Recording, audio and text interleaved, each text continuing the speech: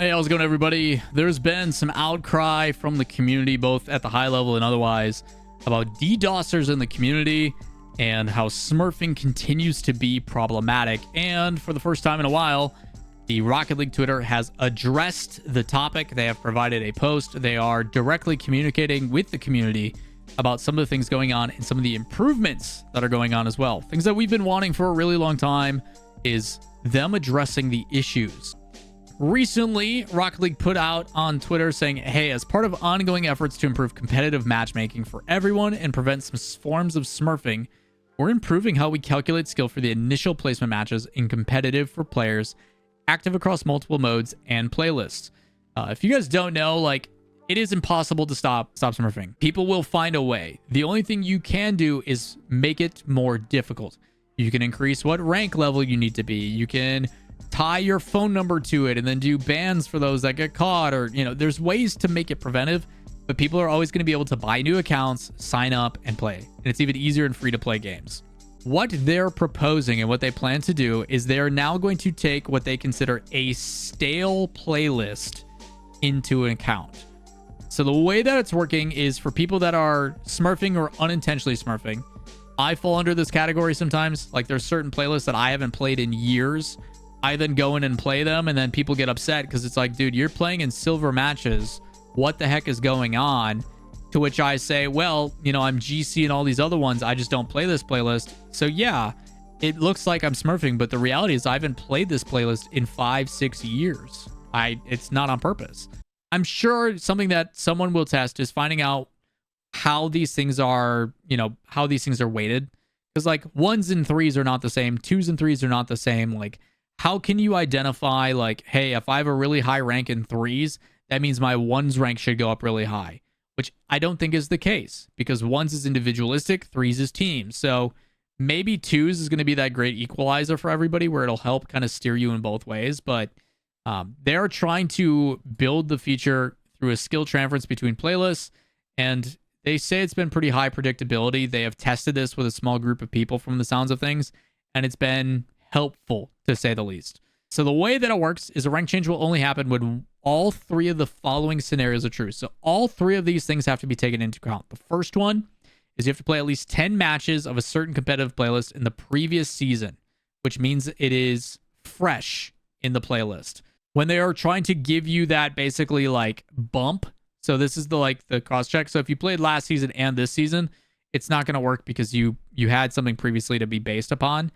But if you, for example, I haven't played 1s in like God who knows how long, but they can now, if I go and do my 1s placement and things are a little bit too easy, like say I go crush my 1s placements because I'm probably playing against like bronze and silvers, they're probably going to look at my 2s and 3s rank and be like, you know what, this guy is GC or higher. We should put you in here. We should put you not in the gold plat area. We should probably bump you up to like champ 1, champ 2.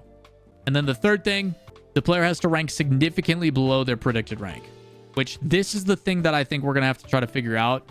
We don't know where they are calculating this or what they determine what is significantly below the predicted rank. How they determine what your predicted rank should be, they, I'm sure, have a formula or an algorithm to say, hey, if they are this rank in 2s and they win X amount of placement matches, they should recuperate some of that, or and figuring that out. What this formula is, how they determine this, is probably going to be the big thing. But they give us an example. For example, consider a player who plays silver in doubles and hoops 2 seasons ago. Well, 2 seasons has gone by and now you're diamond in doubles, but you haven't played hoops. You know, you've been grinding 2s and you're diamond, but your hoops rank has taken a back seat. So should they bump your hoops rank back up just because you haven't played it, but your other ranks have shown improvement? They'll adjust it upwards a little bit. Maybe they'll give you gold or plat. So there is some Q&A of this. Hey, my highest rank is diamond 3. Does this mean you'll adjust me to diamond 3 in all my stale playlists? And they say probably not, you know, as it's not a 1-to-1 between playlists.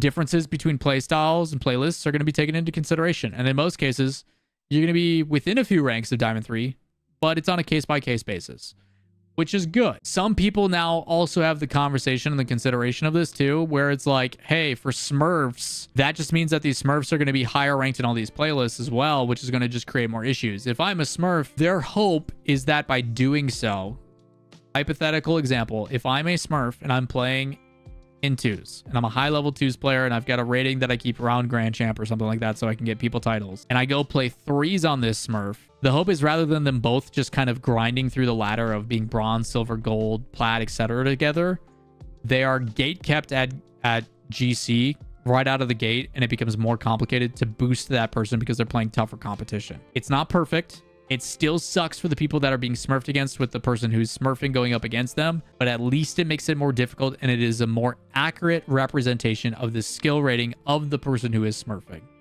So it's not an ideal situation because you can never prevent, but hopefully it balances it to some degree. The thing I'm taking away from it is that at least they are trying things to prevent smurfing or making it more difficult or balancing it in a way that makes more sense. Going back to the previous tweet, they did have one more thing to say, and it is addressing DDoSing. Obviously, a lot of people on the timeline have been talking about DDoSing and how like high-level lobbies and stuff suck. Like, I can't get in a match. You look at any pros and stuff. Luckily, I'm too shit at this game to deal with DDoSers. It's mostly the servers themselves that are being problematic. But they say, hey, in trying to improve the matchmaking experience, that applies to smurfing as well. We know server performance and DDoS match interruptions are top of mind for many of you. We understand. We hear you. We're working on the needed fixes, and we're also midstream of changes in our server fleet. We are trying to improve servers, and we are aware that DDoSs are issues we're trying to get out some fixes. So we'll share both of these when things are complete. We appreciate your patience. I replied to it and was basically like, hey guys, that's all we're asking for. Like, we don't need you to say we have a fix immediately. We're not telling you to say, hey, this one problem happened, people complain about it, and next day you have a fix. What we are asking for is communication. We hear you. We understand where you guys are coming from. We're working towards it. We will update you as soon as we can. That's all it takes to make this community happy. This same thing can be applied for future updates and plans for the game. Hey, we understand the RLCS offseason is pretty long.